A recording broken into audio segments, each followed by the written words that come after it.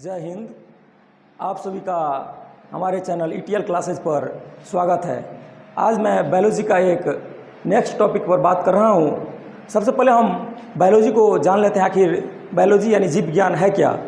जीव विज्ञान में हम जीवन और जीवित प्राणी के बारे में बात करते हैं। जीव विज्ञान का जो जनक है उसे अरस्तु, जो कि एक ग्रीस देश के निवासी है। बायोलॉजी के दो भागों में बांटा गया है, एक बॉटनी जिसे हम वनस्पति विज्ञान कहते हैं और दूसरा जूलॉजी जिसे हम जंतु विज्ञान कहते हैं। बॉटनी वनस्पति विज्ञान में हम पेड़ पौधे यानी पादप के बारे में जानकारी प्राप्त करते हैं और जंतु विज्ञान में हम जीव जंतु के बारे में जानकारी प्राप्त करते हैं, उसे हम जूलॉजी कहते हैं। बात करते हैं हम वनस्पति यानी बॉटनी विज्ञान का जनक, तो वह थियोफ्रेस्टस है, थियोफ्रेस्टस, और जंतु विज्ञान का जनक अरस्तु है। तो चलिए हम सीधा अपने टॉपिक पर चलते हैं आगे। सबसे पहले बात करते हैं जीव विज्ञान प्लस जंतु विज्ञान का जनक।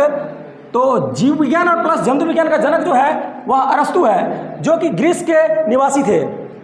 और अरस्तु के गुरुजी प्लूटो, जो कि यूनान के महान दार्शनिक थे, और प्लूटो के गुरु सुकरात यूनानी शहर एथेंस की निवासी थे। अगर आपसे पूछे जो अरस्तु के गुरु का नाम क्या था, तो प्लूटो, और प्लूटो के गुरु का नाम क्या था, सुकरात। अगर आपसे पूछा जाए सुकरात के शिष्य कौन था, तो सुकरात का शिष्य प्लूटो था, और प्लूटो का शिष्य कौन था, तो अरस्तु था। चलिए नेक्स्ट, चिकित्सा विज्ञान का जनक कौन है, तो हिपोक्रेटस। हिपोक्रेटस चिकित्सा विज्ञान का जनक हिपोक्रेटस। आगे बात करते हैं हम कोशिका का। तो कोशिका को समझने से पहले हम इसको समझ लेते हैं, आखिर कोशिका होता क्या है। सबसे पहले कोशिका यानी जिसे हम इंग्लिश में सेल कहते हैं, कोशिका से मिलकर उत्तक यानी टिश्यू बनता है, और टिश्यू से मिलकर अंग यानी अंग का बात करते हैं तो ऑर्गन, और अंग से मिलकर अंग तंत्र बनता है, ऑर्गन सिस्टम बनता है, और अंग तंत्र से मिलकर के हमारा शरीर यानी बॉडी का निर्माण होता है। तो चलिए अब हम बात करते हैं कोशिका यानी सेल का बात करते हैं। तो कोशिका का सर्वप्रथम खोज किसने किया था, तो रॉबर्ट हुक के द्वारा 1665 ईस्वी में कोशिका का खोज किया था। लेकिन रॉबर्ट हुक के द्वारा कोशिका का खोज 1665 ईस्वी में जो किया गया था वह जीवित कोशिका का खोज नहीं किया गया था, मृत कोशिका का खोज किया गया था रॉबर्ट हुक के द्वारा। और मृत कोशिका का जो खोज किया था वो लकड़ी का जो कर्क होता है उससे मृत कोशिका का खोज किया गया था।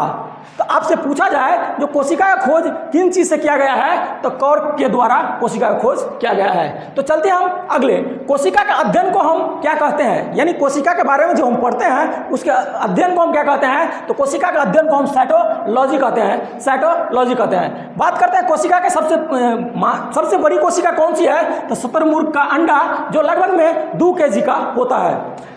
बात करते हैं सबसे छोटी कोशिका का, तो मैक्रोप्लाज्मा गैलसेप्टिकम। मैक्रोप्लाज्मा गैलसेप्टिकम कोशिका की सबसे छोटी कोशिका है।